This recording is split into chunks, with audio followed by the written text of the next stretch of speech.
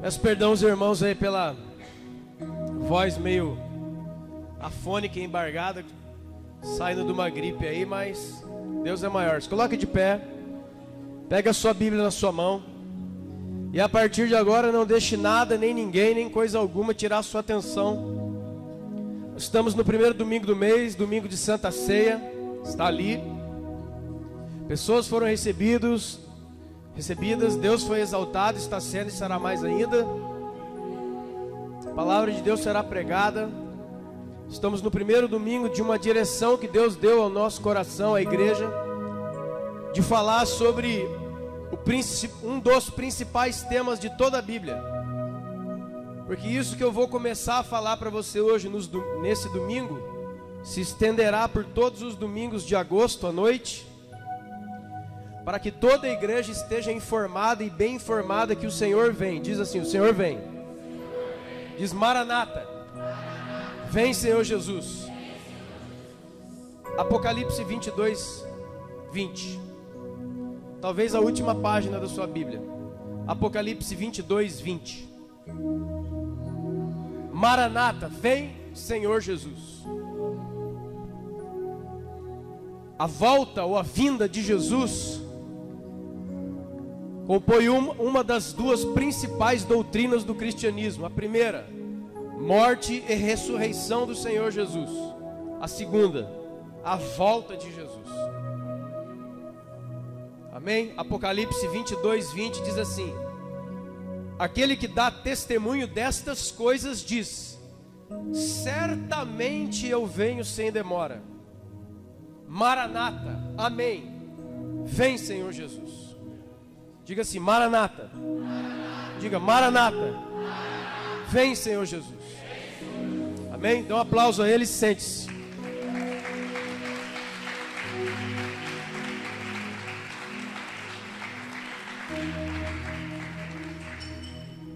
Maranata é uma palavra que aparece duas vezes no Novo Testamento.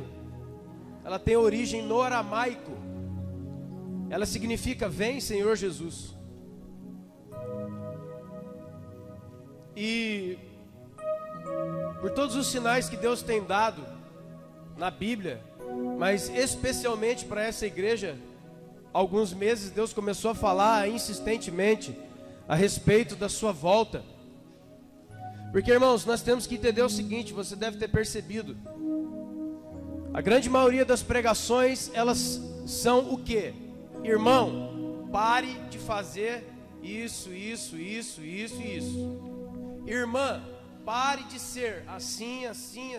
A massiva, a maioria, o grande maior número de todas as pregações aqui, a essência é essa: gente, para de ser mundano, carnal e essas coisas. E para o espanto nosso, a grande maioria parece que não foi ainda. E aí eu abri a Bíblia esses dias, a primeira carta de Paulo aos Tessalonicenses. Talvez você já deve ter lido. E ela diz assim,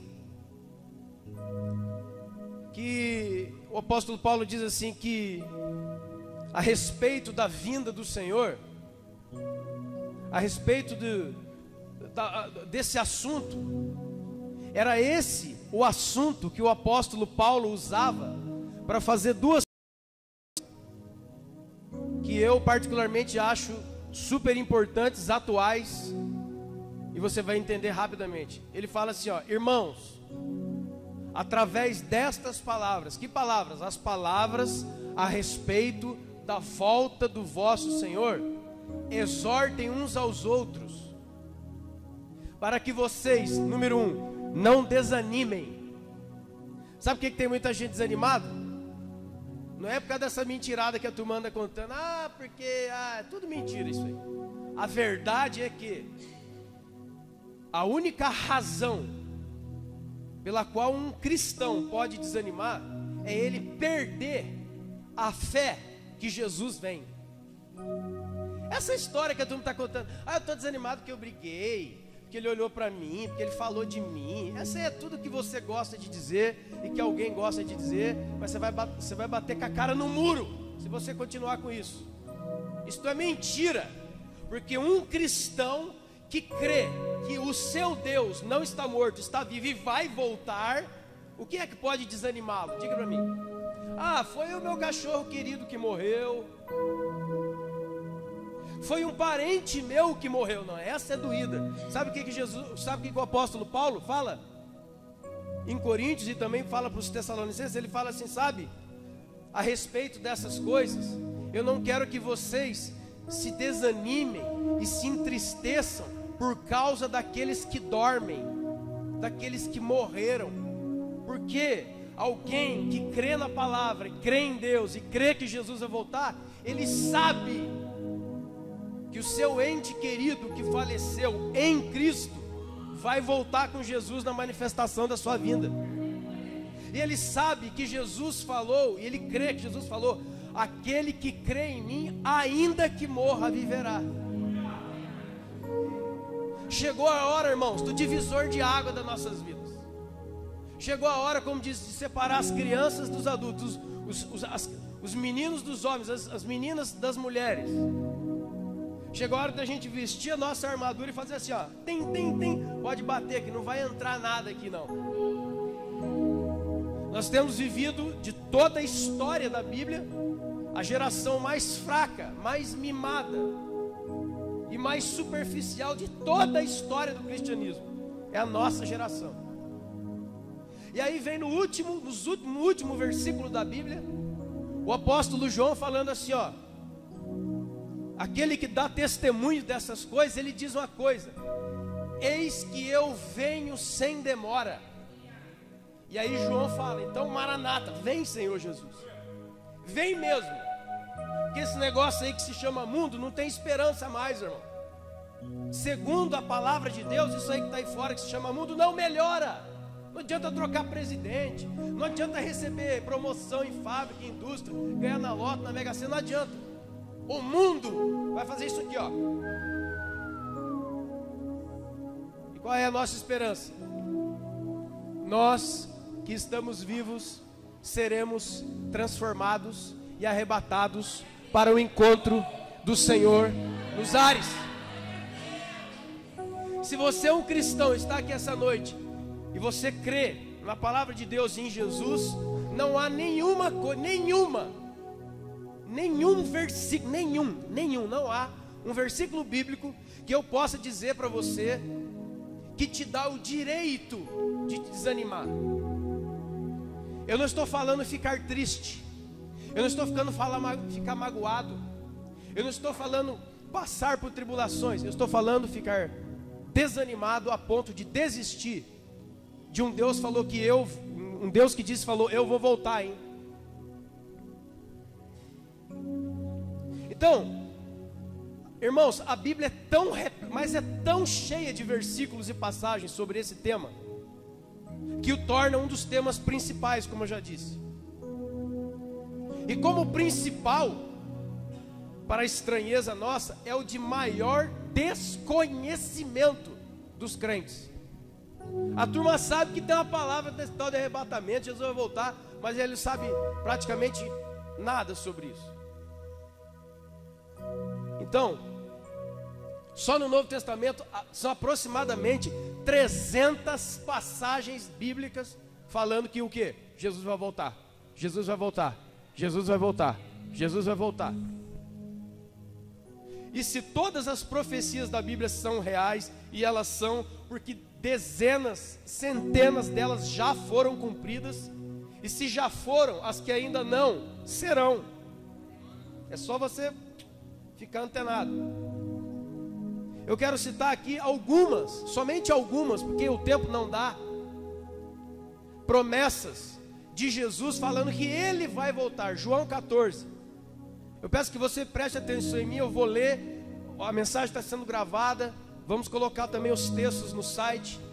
João 14, Jesus fala assim, ó: eu vou adiante de vós para preparar lugar, para que onde eu estiver, vós também estejais. E quando tudo estiver pronto, eu voltarei e vos levarei comigo. É isso aí que é o combustível, irmão.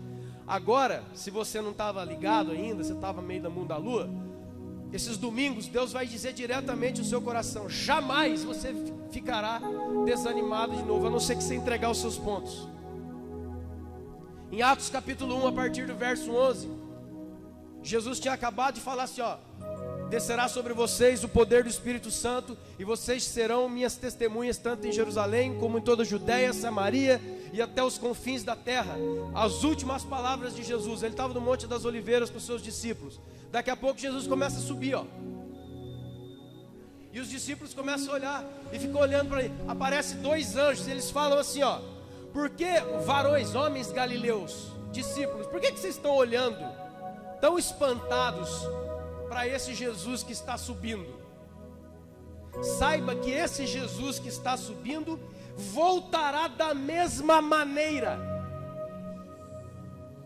Já imaginou o coração dos discípulos, irmão? Tá que nem o meu agora, pegando fogo, velho.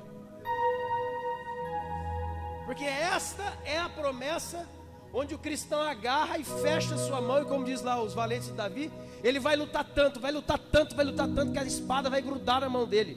A mão e a espada vão ser uma coisa só. Não tem esse negócio de não, o que a turma anda dizendo. Vou ler outros versos para você. Irmãos, olha, eu vou ler só esses, vou te falar só esses dois, para que eu preciso falar tudo que Deus me deu a falar nessa noite. Mas existem centenas de parábolas avisando que ele vem como um ladrão na noite. Na hora em que você não percebe, eis que virá o vosso Senhor. Se ele, como um ladrão não avisa a hora que vai pular na casa de alguém, ele vai lá e pula.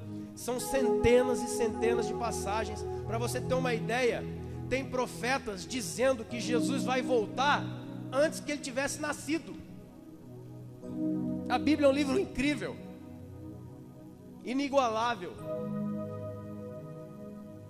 Ele diz: eu voltarei, eu vou preparar lugar para vocês, e eu vou voltar para buscar. Os anjos falaram: olha, vocês estão vendo esse aí que está subindo? Ele vai voltar aqui. E outras dezenas e centenas de passagens onde Jesus diz claramente, os discípulos dizem, os profetas dizem, os apóstolos dizem: Jesus vai voltar. E quando? Nos últimos dias. Você já viu isso várias vezes na Bíblia, essa palavra, últimos dias. Ele virá nos últimos dias. E alguém pergunta: mas quando é que vai começar os últimos dias? Surprise! Os últimos dias começaram imediatamente após a morte do Senhor Jesus. Há 2000 anos você está vivendo os últimos dias. Sabe o que acontece em Atos capítulo 2, né?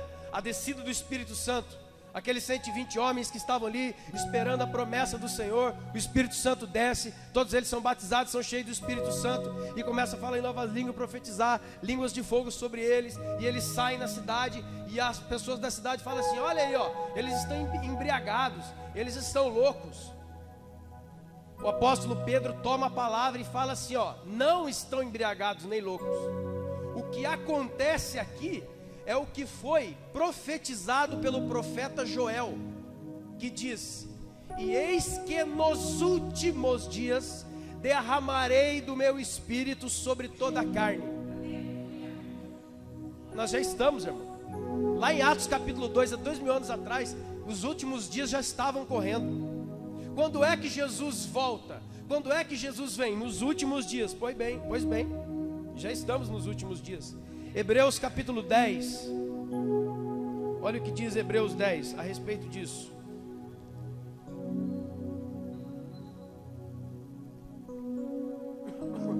Hebreus 10, 27. Escute.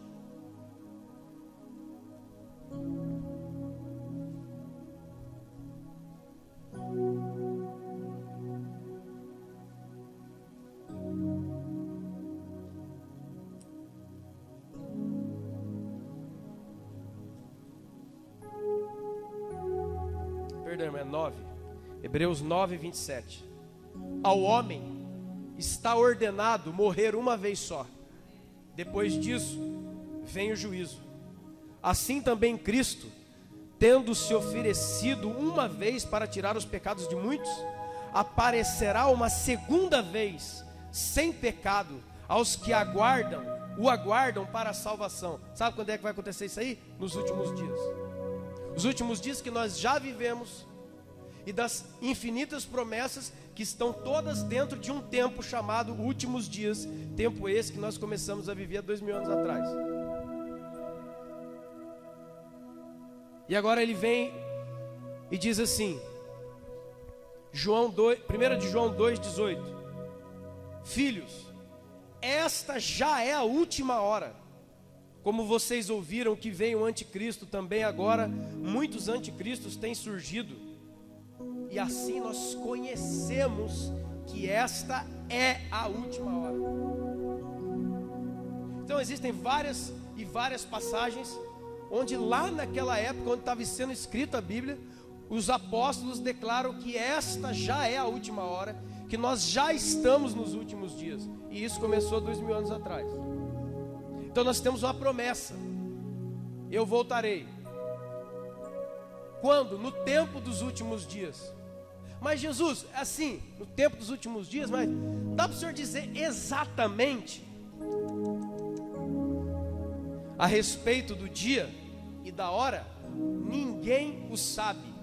Só o Pai, o vosso Pai que está no céu, sabe o dia e a hora.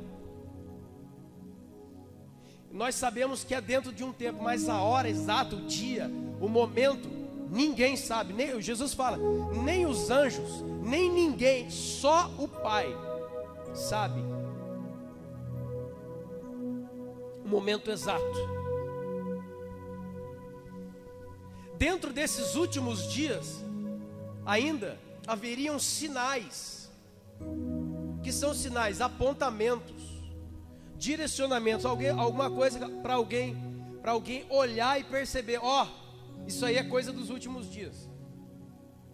Embora vários apóstolos já tenham dito, e o próprio Senhor e os anjos do Senhor em Atos capítulo 1 tenham dito, que nós estamos vivendo no tempo chamado dos últimos dias, e que o Senhor volta nos últimos dias, mas o dia exato e o minuto exato está reservado ao Pai, e ninguém sabe. E por que é que ninguém sabe? Justamente para pegar o pessoal de sobreaviso, popular chamado calça curta. Quantos estão entendendo, irmãos? Primeiro sinal. Os discípulos, os apóstolos declararam que nós estamos nos últimos dias. Agora vamos ver os sinais dos últimos dias. Primeiro, eu acabei de citar, Atos capítulo 2, o derramamento do Espírito Santo. O Espírito Santo já foi derramado sobre a terra, Atos capítulo 2. E Pedro fala, é isso que profetizou o profeta Joel, que nos últimos dias Deus derramaria do seu Espírito. Pronto, já derramou, primeiro sinal. Segundo, a condição da humanidade. Abra sua Bíblia comigo, se você puder. Segunda carta de Paulo a Timóteo. 2 Timóteo, capítulo 3. 2 Timóteo 3. Sinais agora, sinais dos últimos dias. Provas, além das palavras dos apóstolos, que nós estamos nos últimos dias. Derramamento do Espírito. Segundo, a condição da humanidade. Leia. Entende isso, que nos últimos dias os tempos serão difíceis. Por quê? Porque os homens serão, vê se isso aqui não é agora, irmão. Vê se isso aqui não está rolando já. Preste atenção. Os homens serão egoístas, avarentos, orgulhosos, arrogantes, blasfemadores, desobedientes dos pais, ingratos, irreverentes, desafeiçoados, implacáveis, caluniadores, sem domínio de si, cruéis, inimigos do bem, traidores, atrevidos, infatuados, mais amigos dos prazeres que amigos de Deus, e tendo forma de piedade, negando entretanto o poder. Foge destas pessoas. 2 de Pedro. 2 de Pedro, capítulo 3.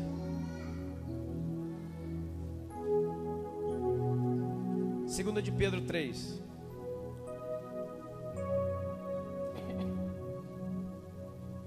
Abra sua Bíblia. 2 Pedro capítulo 3, 1. Amados, esta é agora a segunda epístola que vos escrevo. Em ambos procuro despertar com lembranças a vossa mente esclarecida, para que vocês recordem as palavras que anteriormente foram ditas pelos profetas, bem como o mandamento do Senhor e Salvador, ensinado pelos vossos apóstolos, tendo em conta, antes de tudo, que nos últimos dias virão escarnecedores com seus escárnios, andando segundo as suas paixões. Olha o 4, irmão. E eles andarão dizendo, olha isso, aonde está a promessa da vinda de Jesus? Cadê ele? Porque desde que os seus pais morreram, todas as coisas são exatamente como eram. Porque deliberadamente esquecem de longo tempo que houve céu, bem como terra, da qual surgiu a água, e através da água pela palavra de Deus, pela qual o mundo veio perecer, o mundo daquele tempo, afogado em água. Verso 9, verso 8. Há todavia uma coisa, irmãos, que vocês não devem esquecer: para o Senhor, 1000 anos é como um dia, e 1000 dias é como um ano, e um minuto é como 10 anos, e 10 anos é como um segundo. Qual que é o sentido? Deus está fora do tempo onde eu e você vivemos. Deus não tem passado, presente e futuro. Ele é o Senhor do tempo. O tempo onde nós vivemos se chama Cronos. O tempo de Deus não é o tempo Cronos. Deus não tem passado, presente e futuro. Deus é o Pai da eternidade. Ele só tem o agora, e o agora é para sempre. Vocês estão entendendo? Então Deus olha o passado, o presente e o futuro como se fosse agora. Passado, presente e futuro são coisas de humanos, não é coisa de Deus. Deus vê o tempo na palma da sua mão. Por isso que lá em Isaías 53, quando Isaías estava tendo uma visão, 650 anos antes de Jesus nascer, ele falava assim, ó, e ele levou sobre si, tempo passado. Como que alguém vendo o futuro declara o verbo no passado? Porque Deus abriu uma janelinha no tempo nosso para que Isaías visse. Então Isaías via o que para Deus já era passado, mas para ele era futuro. Dorme com essa é. Tem que sentar para explicar direito, e depois que você explicar tudo, sabe o que acontece? Você fica mais louco ainda.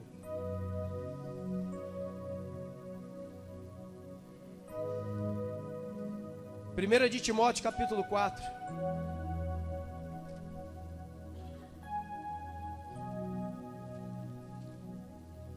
Últimos dias.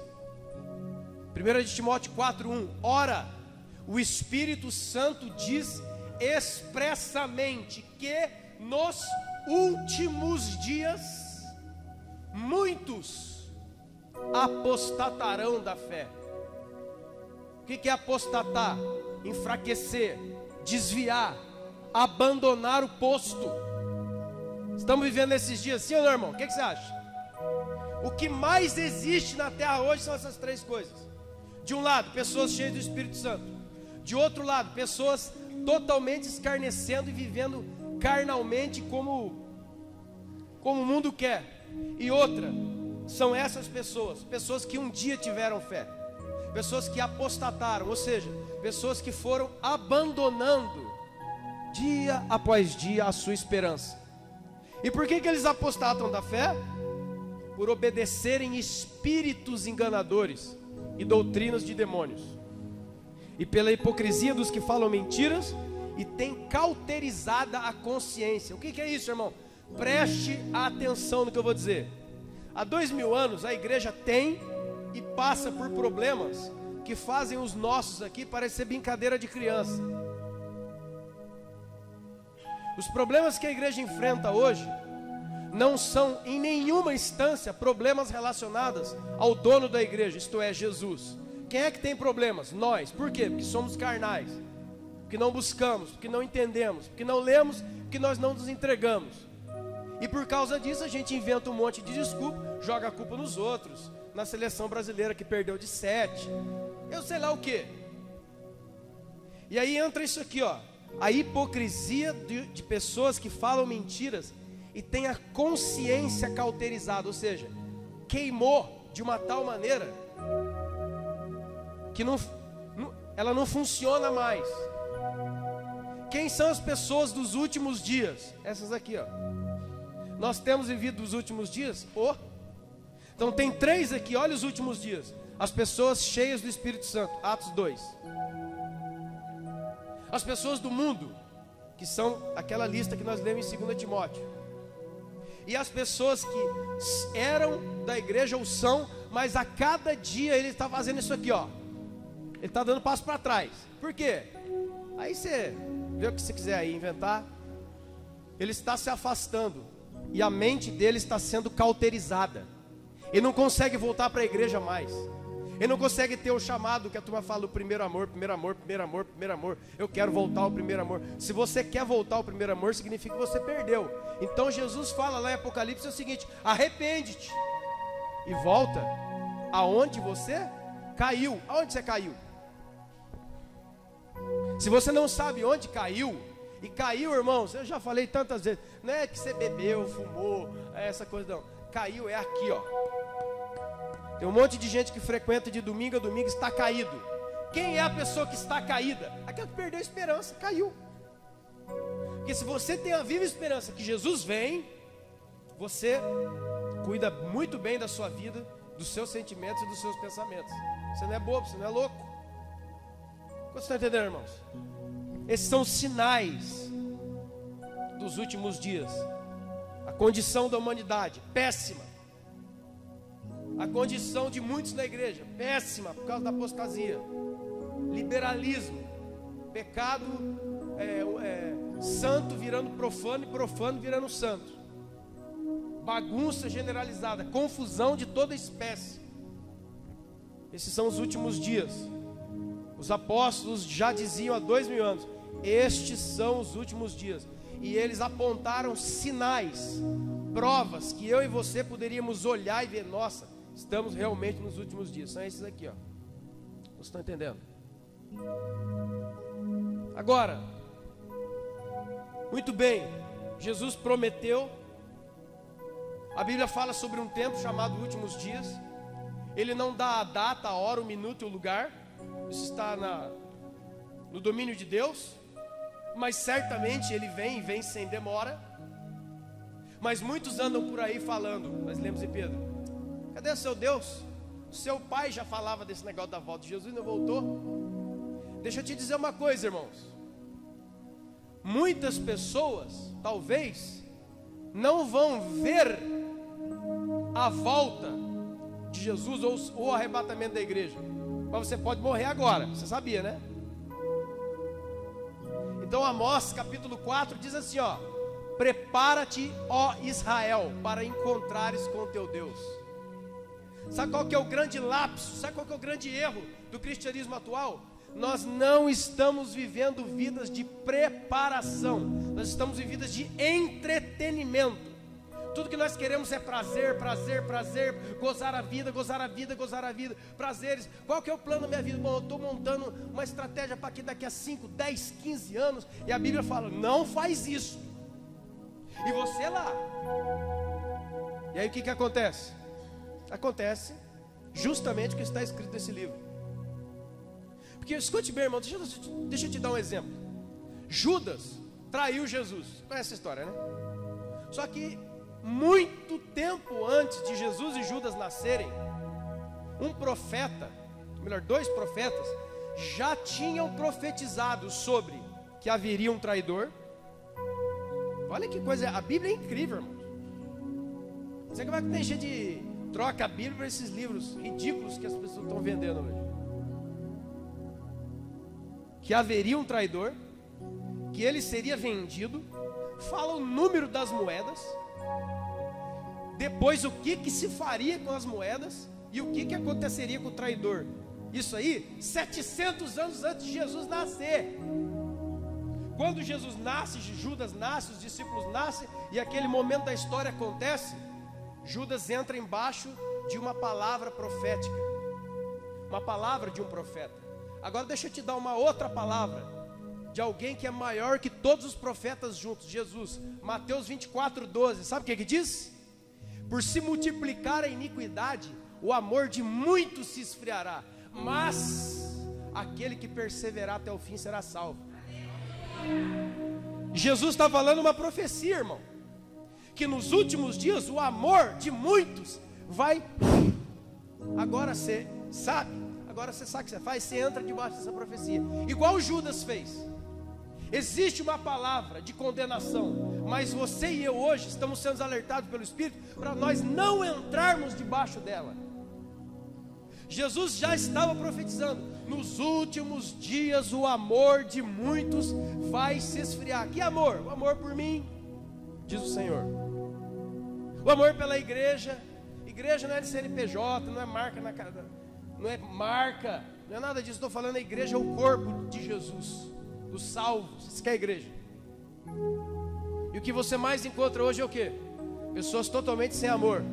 Ele não ama Deus, ele não ama a palavra, ele não ama a adoração, ele não ama os irmãos, ele não ama a igreja, ele não ama a vinda do Senhor, ele não ama nada. A única coisa que ele ama, ele mesmo. São pessoas que já entraram igual Judas. Ele viu a palavra profética e ele entrou embaixo e falou: cumpra-se em mim. Mas você não fica no versículo 12, não fica no 13. Em nome de Jesus, aqueles que perseveram até o fim serão salvos. Note a palavra perseveram. Sabe o que é isso? Sabe por que o evangelista, sabe por que está escrito isso na Bíblia? O evangelista colocou isso, Mateus. A Bíblia não tem palavras jogadas ao vento. Vamos ver uma palavra bonita aí para nós escrever: perseverar. Ai, que bonita é isso. Não. Quando Jesus está falando assim, aquele que perseverar será salvo, ele já está colocando dentro do pacote a seguinte coisa: você vai ter que suar, meu irmão, porque através de muitas tribulações nos importa entrar no... Vai ter que nascer de novo, vai ter que passar por tribulação.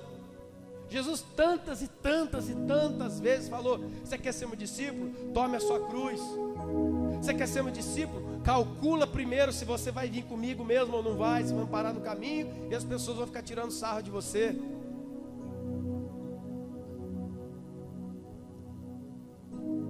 E aí a pergunta: puxa vida, quando que vai ser isso? Ninguém sabe o dia, nem a hora. Marcos capítulo 13, Jesus repete isso. Paulo em Tessalonicenses falou assim: ó, é como um ladrão na noite. Por acaso alguém sabe a hora que o ladrão entra em casa?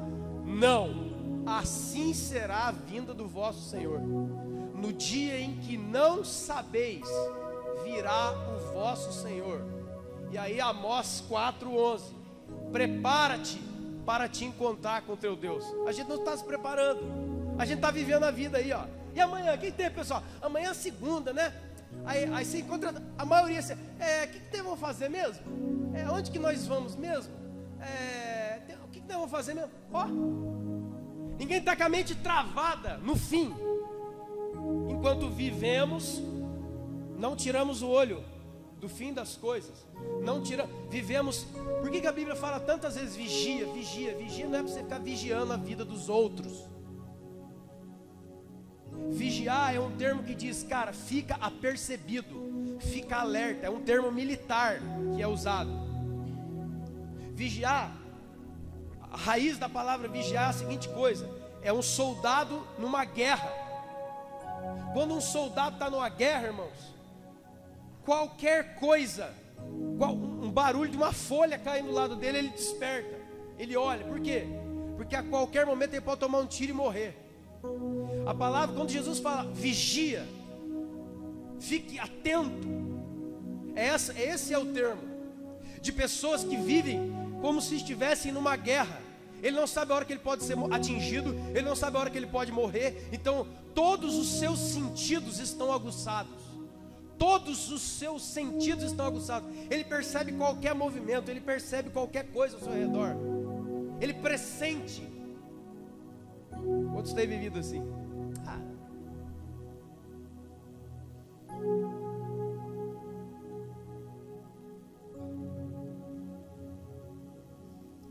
Como é que vai ser isso? Jesus fala muitas coisas, eu vou te citar duas. Mateus 24, 27. Como um relâmpago que sai do ocidente e encontra o oriente, assim será a vinda do Filho do Homem. 1 Coríntios 15, 52. Num abrir e fechar de olhos, num piscar de olhos, nós seremos transformados, arrebatados. Então não tem esse negócio, eu estou vendo aqui, mas vai demorar mais uns 60 anos, eu acho. Então eu posso viver a minha vida desse jeito que eu tenho vivido aí, que está sossegado, está tranquilo. E agora, eu quero chegar onde eu queria. Por favor, abra sua Bíblia em Mateus 24, agora sim, todos. Só a parte introdutória, para nós entendermos uma coisa aqui. Agora eu quero falar de algumas parábolas, histórias, parábolas de advertência. O que são parábolas de advertência? Histórias que Jesus contou para despertar, advertir os seus discípulos sobre a sua vinda. Mateus 24. É muito interessante essa junção, porque em Mateus 23 ele encontra com os religiosos, dá uma pancada nos religiosos. Mateus 24 ele fala da destruição de Jerusalém e da sua volta. E Mateus 25 ele vai colocar as parábolas de advertência. Se eu fosse você, eu lia isso aqui sempre. Toda hora que você pensar em desanimar, essas coisas aí. Mateus 24, 36.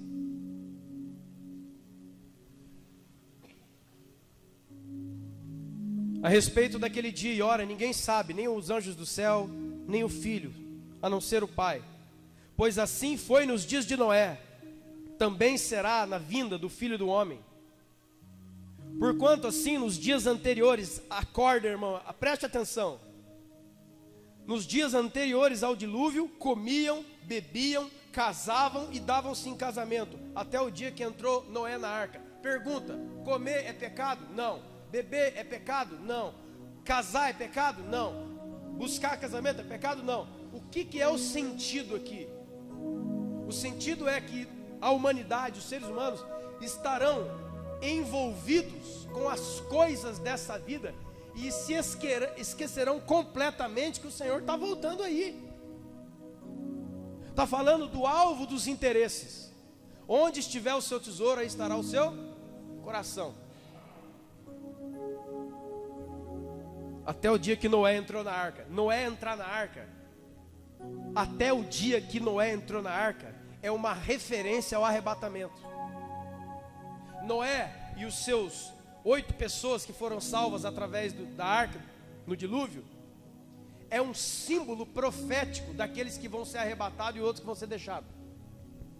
Porque aquele mundo só sobrou 8. Eles entraram dentro da arca e o resto saiu fora. Agora olha o verso 40 e 41. Estarão 2 no campo, um será tomado e outro será deixado. Estarão 2 numa cama, um será tomado e outro será deixado. Sabe o que é isso? Advertência a respeito da individualidade da salvação. Atenção casados, atenção papais, mamãe, pessoal casado, casou, aleluia, glória a Deus, que gostoso. Muito bem, homem, ponha sua fé em Jesus. Esposa, ponha também, que você não vai na aba do seu marido, querida. E nem o senhor, homem, não vai na fé da sua esposa, não. É individualidade da salvação. estarão 2 no campo. O que é isso? Qual que é a linguagem? Vai ter gente trabalhando na hora, e vai ter gente dormindo. Os 2 lados da terra. Enquanto as pessoas estão lá acordando para trabalhar uma hora dessa, ou até mesmo já começaram, aqui a gente está se preparando para quê? Para dormir. O arrebatamento, a vinda do Senhor é um evento global. Vai pegar todo mundo. Vai estar no trabalho, vai estar em casa. Os 2 numa cama fala de um casal, pessoas casadas. Você não vai na barca da aliança do seu marido e nem da sua esposa, irmã. Conquiste não. Mantenha a sua salvação. Tenha fé em Cristo Jesus. Aquece o seu coração com o Espírito Santo. Desculpe que eu vou falar, mas o tema é... Se o seu marido não quer, ore por ele, mas você não abandona a fé por causa dele, não. Que a hora que chegar o Senhor aí, ó, não vai, essa desculpa não vai colar, irmãos. E a igreja virou parece que é uma coisa estranha, exatamente como a Bíblia diz que aconteceria, uma apostasia. Cuide da sua salvação. Olha a pessoa que está do seu lado. Você, fala assim para ele: você, pare de se preocupar comigo e com os outros. Ore por mim. Mas você, aonde é que você está? Que a hora que a trombeta tocar,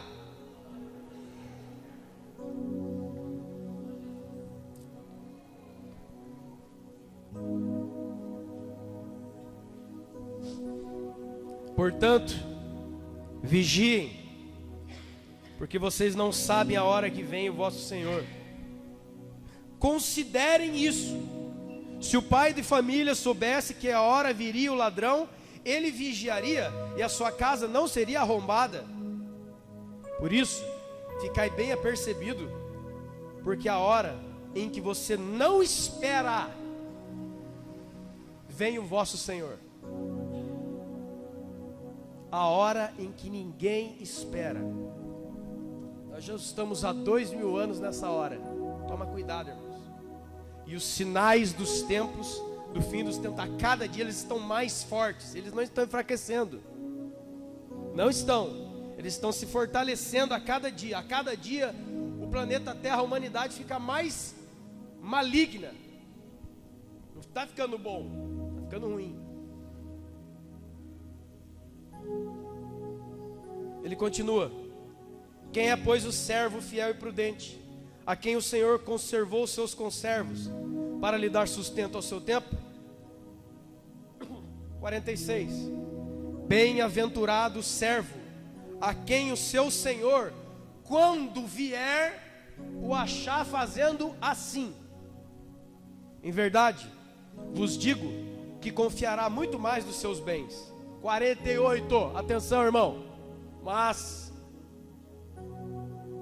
aquele servo mau vai dizer consigo mesmo: o meu Senhor demora. Jesus vai voltar nada, cara.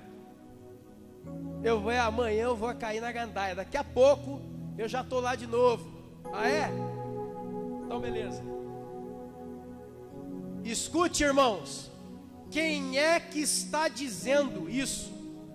Quem é o servo mau que diz consigo mesmo: o meu Senhor não vem, está demorando? Quem que é?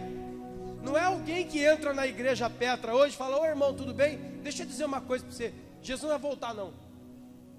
Não.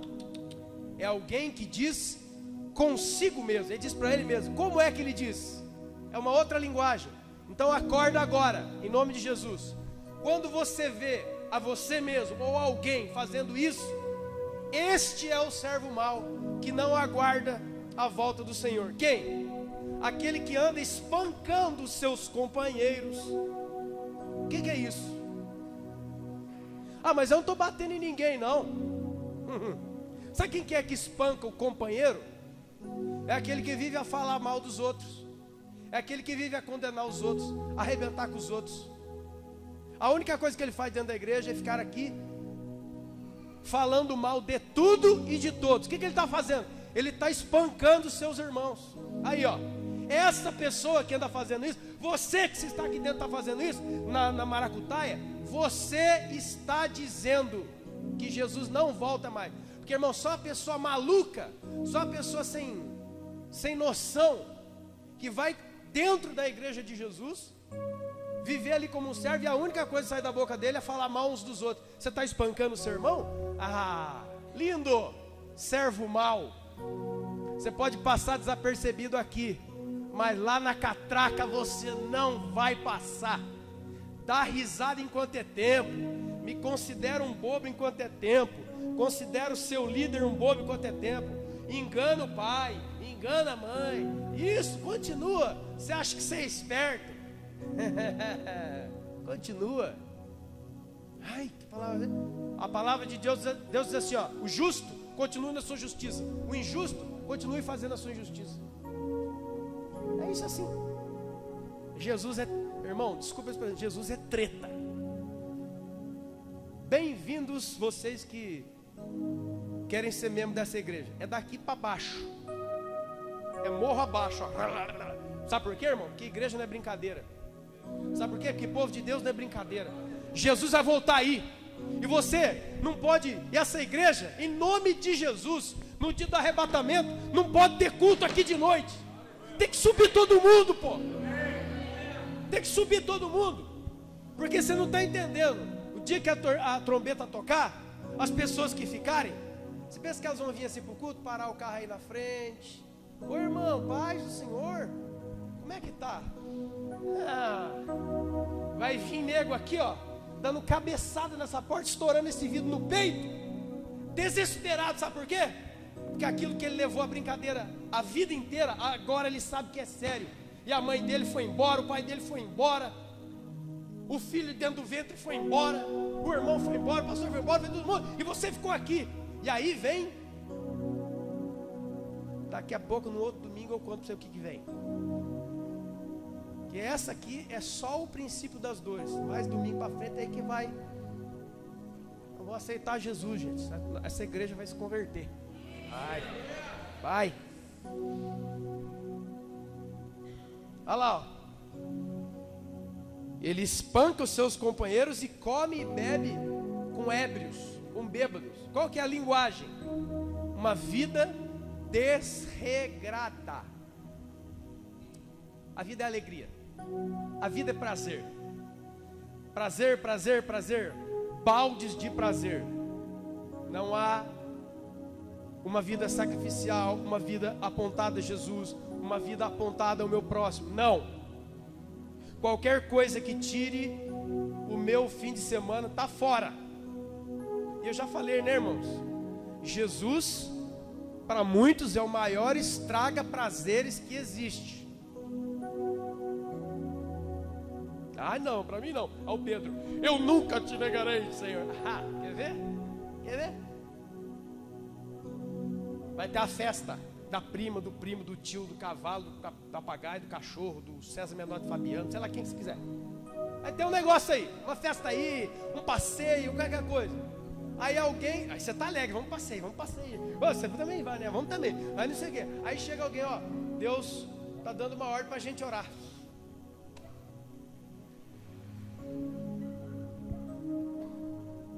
Vamos orar, né? Quantos cristãos, entre aspas, estão vivendo assim? O domingo tá gostoso. Ei, domingão, casa da mãe, casa da avó, casa da tia, casa do irmão, casa do amigo, macarronada, frango, que lá quanto. Aí vai chegando 3, 4 horas. Ai, que embora, gente. Por que, fulano? Fica aqui na casa da tia, ó, a tia. Faz 60 anos que você não vê a tia. Sabe o que é, tia, aqui, ó? E eu não queria ir, mas tem culto.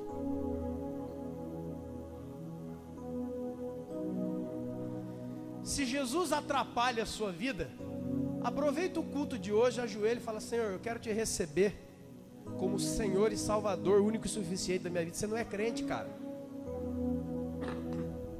Você não é cristão, você está enganado. Passaram uma história em você que não é o Evangelho. Se Jesus é uma pessoa que atrapalha os seus planos, você tem que aceitar Ele. Você não é cristão.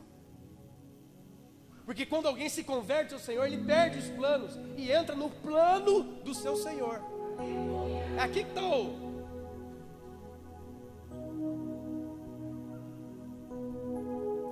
virá o Senhor daquele servo no dia em que ele não espera e na hora que ele não sabe, e vai castigá-lo com os hipócritas, e ali haverá choro e ranger de dentes. Você acha que é onde que é esse lugar? O spa, um lugar onde há choro e ranger de dentes. Aí Jesus vem com uma parábola muito conhecida, a parábola das 10 virgens. Parábola das 10 virgens, Jesus está falando sobre o quê? Eu vou voltar aí. Guarde a sua fé. Fique aceso, irmão.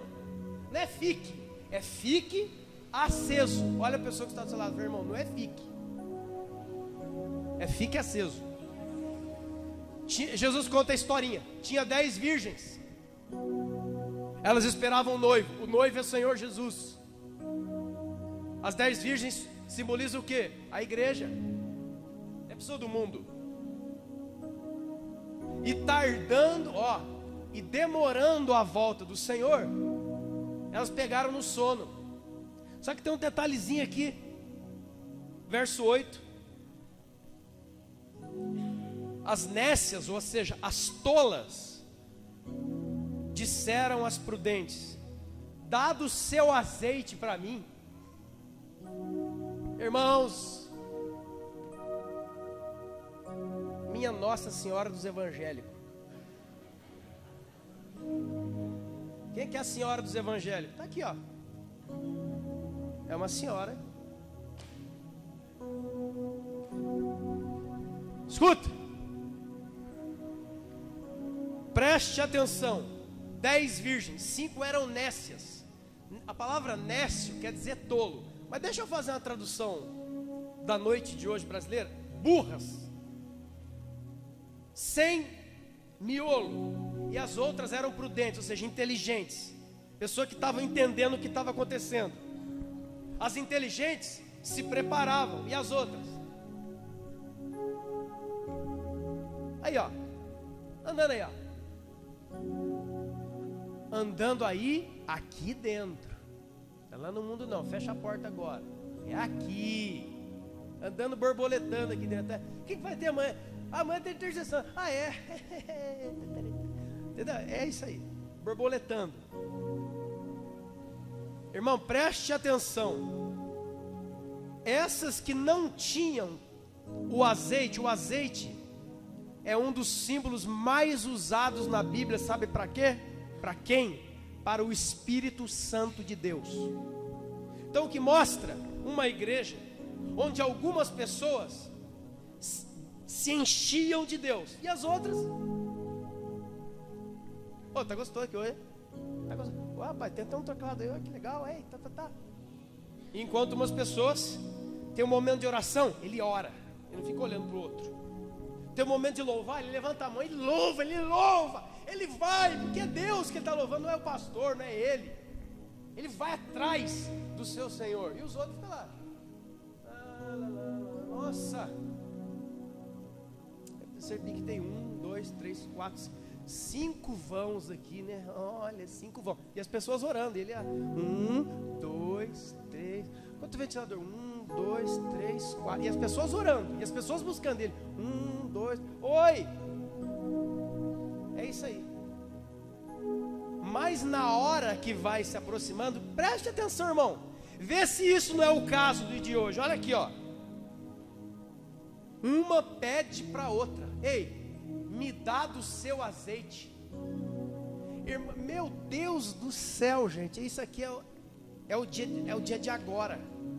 Multidões nas igrejas que não têm azeite, ou seja, que não buscam o Espírito Santo, elegem para si ícones de fé e força e querem que ele dê o azeite para ele. Olha lá o pastor, ele vai pregar. Olha lá o apóstolo, o profeta, o mestre, ele vai pregar. Aquele irmão vai tocar. Que unção daquele irmão, que unção que aquele cara ora, que unção que aquele cara prega. Eu quero dele. Eu não te darei nada.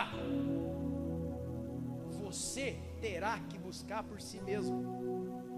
Isso aqui sabe do que fala? Idolatria.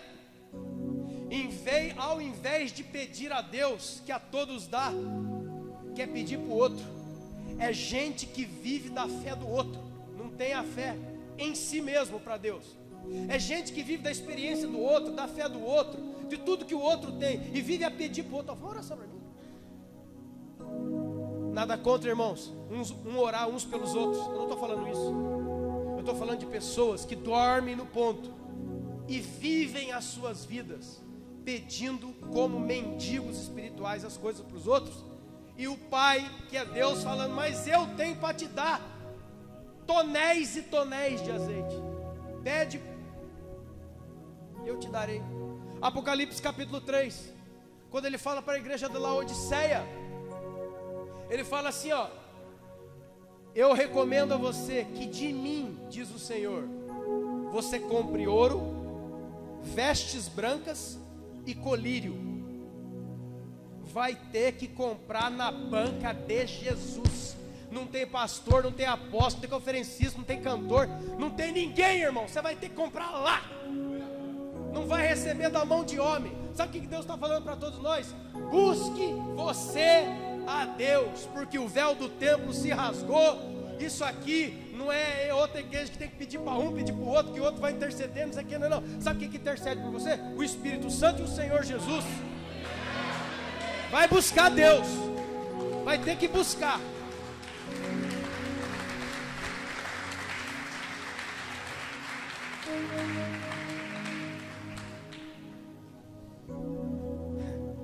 Parábola dos talentos.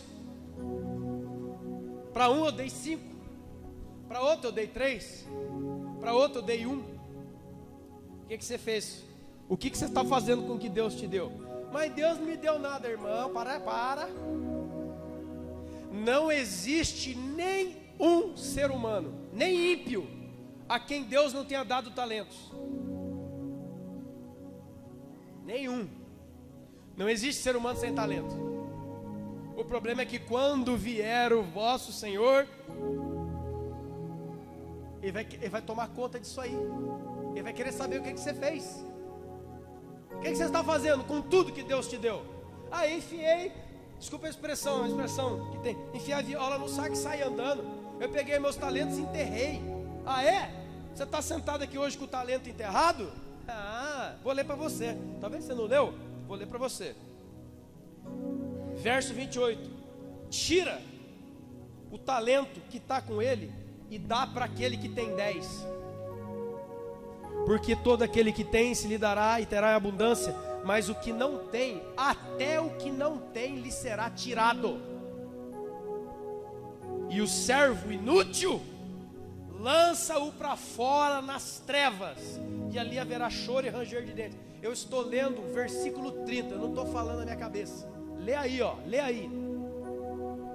Então não é uma brincadeira saber e ter um monte de coisas que você poderia estar aplicando na vida de um irmão, aplicando na igreja, aplicando para a salvação, aplicando para a restauração, e você não faz nada. Sabe por que você não faz nada? Porque você está cuidando da sua vida. E irmãos, quando eu falo de dons, é qualquer dom. Dom significa habilidade.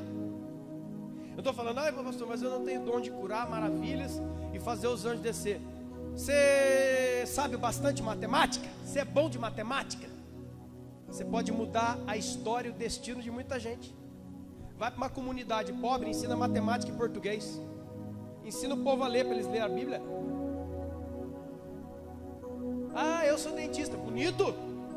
Tem um monte de gente em comunidade que não tem condição. Vá lá.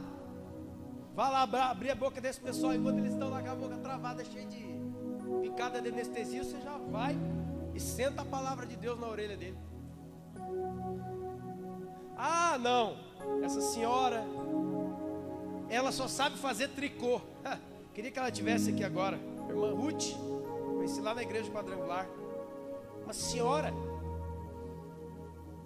irmã Ruth, bem idosa, podia estar sentada na cadeira descansando para vir em Jesus. Uma vez eu estava ensinando na escola de embaixadores e ela estava lá e ficou assim, no final ela falou assim: filho, você quer dizer então que Jesus aceita qualquer dom? Eu falei, qualquer um. Eu sei fazer tricô, crochê, aqueles negócios. Ela é mestre nisso aí. Eu falei, sim. Sabe o que ela fez na época? Saía a pé ali do Beta, não sei se ela mora até hoje lá. Mora lá? Saía a pé do Beta, ia lá no Feital a pé. Chegou lá, buscou o dono lá do centro comunitário, falou com o dono e começou a dar aula de tricô e crochê para um monte de mulher de tarde. Adivinha o que aconteceu?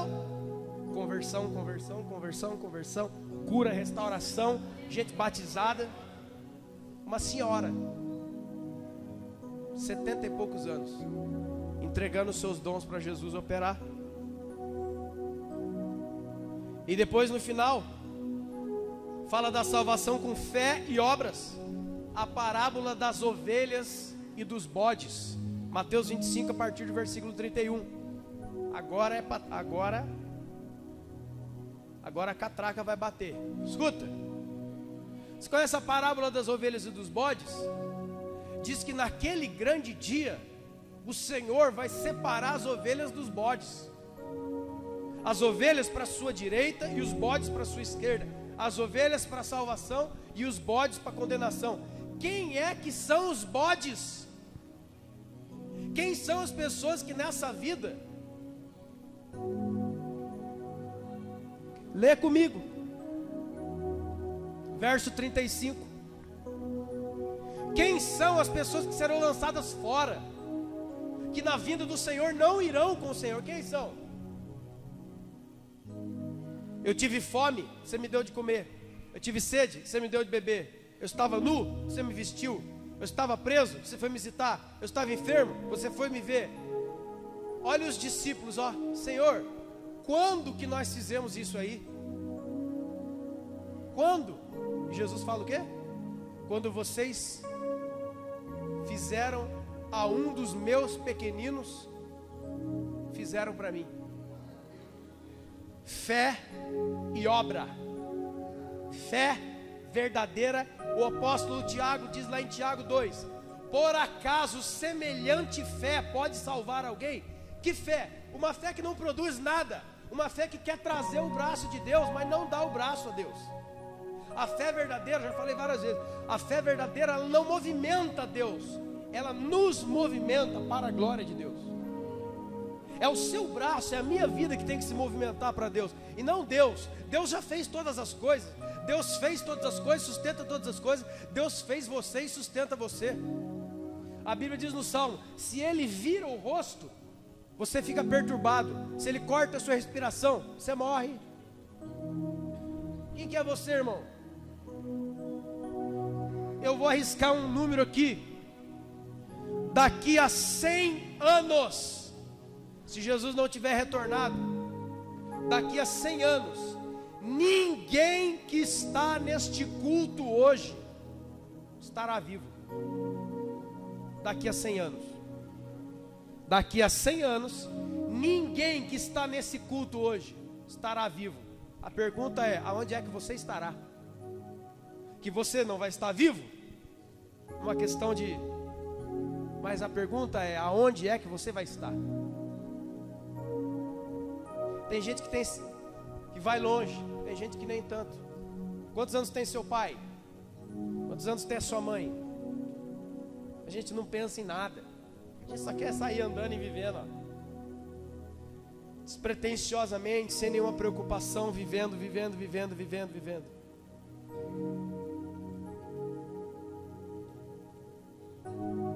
Jesus fala da parábola da grande ceia.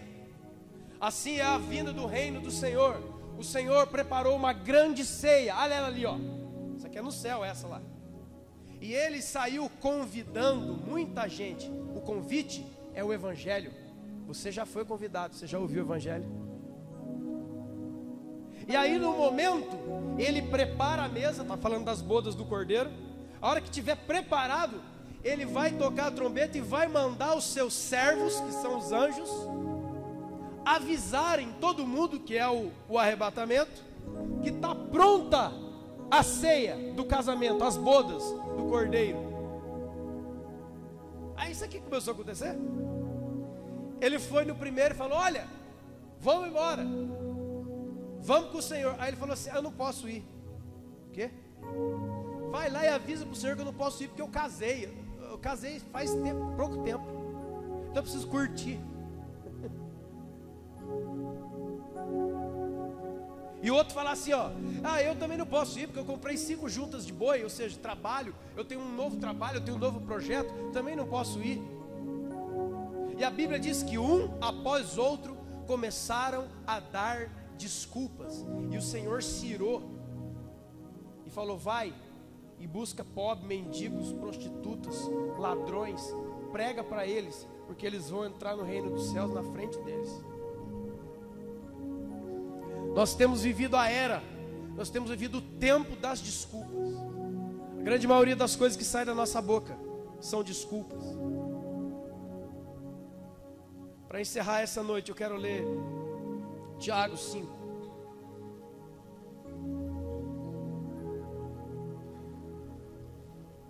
Tiago 5:7. Então, como é que nós devemos viver se Jesus está às portas, se Jesus está chegando, se Ele prometeu, Ele falou do tempo, sem revelar o tempo exato, mas falou, Ele mostrou sinais do tempo, Ele deu parábolas, histórias e indicações de como nós deveríamos proceder. Então, como é que eu devo viver? Tiago 5:7. Irmãos, seja paciente até a vinda do Senhor. Fala para o irmão que está do seu lado, fala: irmão,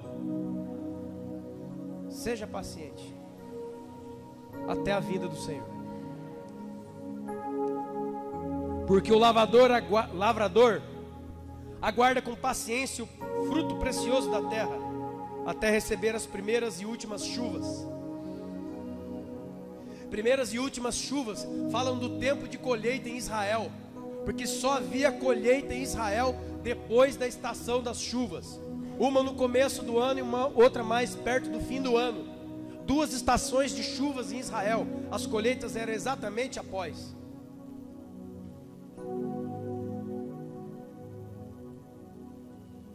Sede também vocês pacientes, fortaleçam os vossos corações. Olha aí, ó. Como é que eu devo viver? Paciência. Como é que eu devo viver? Fortalece o seu coração, irmão. Edifica, trabalha, tem fé. Sai dessa moita das desculpas. Minha vida, você não conhece. Não adianta, o apóstolo Pedro já falava: não estranhe o fogo ardente que há no meio de vós, destinado a provar a sua vida, porque os seus irmãos ao redor do mundo inteiro também passam pelas mesmas coisas. Para com essa autocomiseração, para de ser o seu coitadinho. Tem gente com a espada no pescoço uma hora dessa, não nega Jesus. E você nega Jesus por causa do quê? Da pipa que cai no terreno do outro, um olhar do irmão, uma coisa que não deu certo, você já fica dando pitizinho. Enquanto tem pessoas, eu não estou falando há 2000 anos atrás, não. Lê a televisão, jornais, internet, vê lá o que está acontecendo na Síria, o que está acontecendo no norte da África. Nos últimos 2 anos, no norte, só no norte da África, nos últimos 2 anos, o norte da África é uma região de maior domínio islâmico. Abre a sua computador para alguma coisa que presta. Em 2 anos, só no norte da África, 100.000 cristãos foram mortos. Lá 2000 anos atrás? Não, em 2014 e 13. Mas a gente não quer ver isso aí. A gente quer ver os gols da rodada, essa maldição dos infernos. Seus irmãos. E isso está acontecendo com o advento do Boko Haram, que é uma facção islâmica, está matando gente, cristão, que nem mosquito. O Íris e o Estado Islâmico, os 3 juntos, meu Jesus, os caras estão com um trator matando gente. Você tem visto vários vídeos. Aí sabe qual é o nosso pensamento? Em vez da gente chorar e orar, a gente fecha o computador e liga um outro programa e começa a dar risada. Olha, o boi chifrou o outro.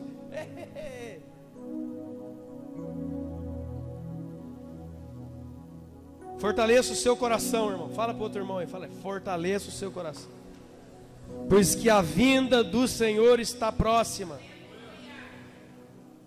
Ao 9, ó.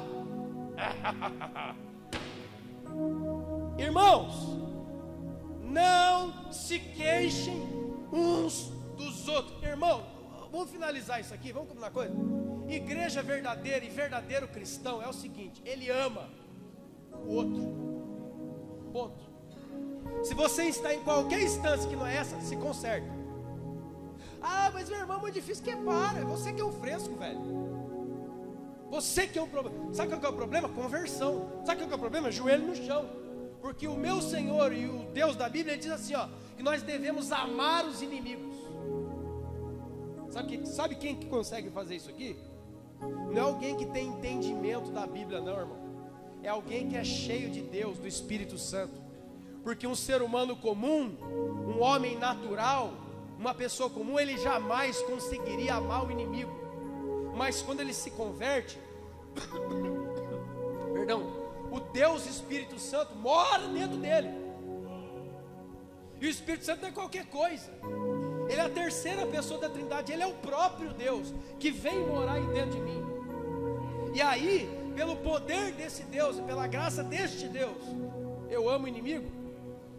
Paulo diz em Romanos 12, não é só amar o inimigo não, é dar água e dar pão quando ele precisar. E ele fala assim, ó, faz isso e amontoará brasas vivas sobre a sua cabeça. Sabe o que é isso? Brasa viva é fogo vivo. Sabe o que é fogo vivo? É o Espírito Santo.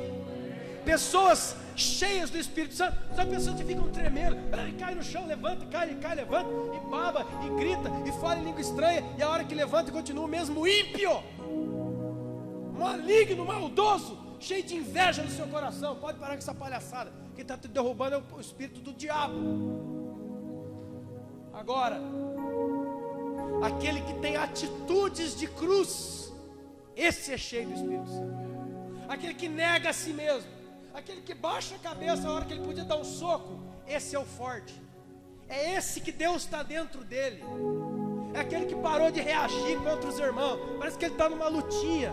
É o irmão que qualquer coisa ele quer dar uma também. Falou de mim, eu já vou lá resolver. Chama, mas nós vamos brigar. Ele está com a mão abaixada. Perdão, ele não está com a mão abaixada, ele está com a mão pregada na cruz de Jesus. Está pregado. Ah, mas isso não é fácil. Claro que não é fácil, é impossível. Eu não estou falando de coisas fáceis, eu estou falando de coisas impossíveis. Só existe uma maneira de conseguir: se o Espírito Santo estiver em você. Não tente amar o inimigo. A gente não está amando nenhum amigo, porque não é só isso, ame o seu inimigo, não. É ame e ore por ele. Ai, ai, ai, ai, ai, ai, ai, ai. E não é só amar e orar por ele, é falar bem dele. Ai, agora pastor, desculpa, não dá. É claro que não dá, é impossível. Mas se alguém tem o Espírito de Deus, todas as coisas a ele são possíveis. Alguém diz, eu saí porque eu estou assim, porque a vida, meu Deus, eu não sabe, o cachorro me mordeu, eu perdi emprego, deram um tiro lá perto da minha casa, sabe, eu fui fazer uma torta, eu fui ferver o leite azedou, sabe, qualquer coisa. É por isso que eu estou assim. Mentira sua, mentira minha. Jesus falou assim, tem duas casas, lembra? Duas casas, uma está na rocha e a outra está na areia. Sopraram os ventos, caiu a chuva e transbordou os rios e bateu contra a primeira casa. Sabe o que aconteceu com ela? Nada. Por quê? Ela está na rocha. A outra soprou o rio, transbordou, soprou o vento, caiu a chuva, transbordaram os rios e ela caiu. Sabe por que as pessoas têm abandonado? É tudo desculpa humana, que o irmão não sei o que, que a irmã não sei o que pintaram a parede de preto, não gostei, queria que fosse lilás, essa música também parece não sei lá do que, esse rapaz também, essa roupa não gostei, esse pastor é um cara ignorante, aquele cara lá é não sei o que, muito quieto, o outro fala muito, sabe? É que a sua casa não está na rocha. Então qualquer coisa que bater contra você vai te derrubar de cara no chão. Põe a sua casa na rocha hoje e nada, absolutamente nada vos causará dano. Jesus disse isso. Lucas capítulo 10, verso 19. E eis que vos dou autoridade para pisar sobre serpentes e escorpiões e sobre todo o poder do diabo. Ah, é o diabo, pastor. É que você não falou dele. O meu problema é os demônios. O seu problema é os demônios? Ah, então levanta uma mão e fala assim, ó, sai em nome de Jesus, acabou o problema.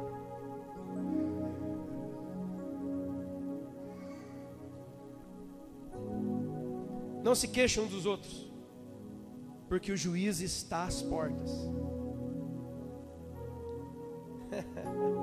Irmãos, tomem por modelo o sofrimento e a paciência dos profetas que falaram em nome do Senhor. Eis que temos por felizes os que perseveravam firmes. Tendes ouvido a paciência de Jó? E viu o fim que aconteceu a ele? Porque o Senhor é cheio de misericórdia e é também compassivo.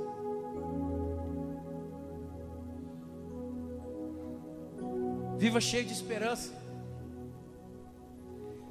Viva cada segundo na esperança de Jesus. Se coloque de pé. Os diáconos, por favor, já pegam a ceia na mão. Se põe de pé. A Bíblia diz: põe-te em pé e falarei contigo.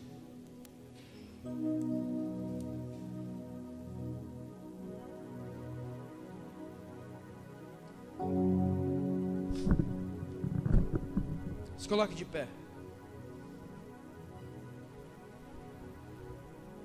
Feche os seus olhos. Apaga só essa, tá? Feche os olhos.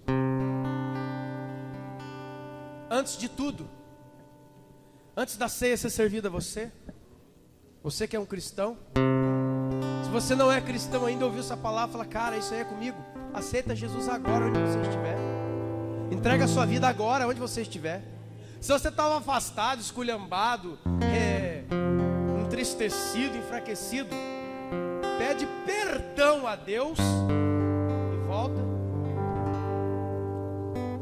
Não é dar desculpas para Deus, é pedir perdão.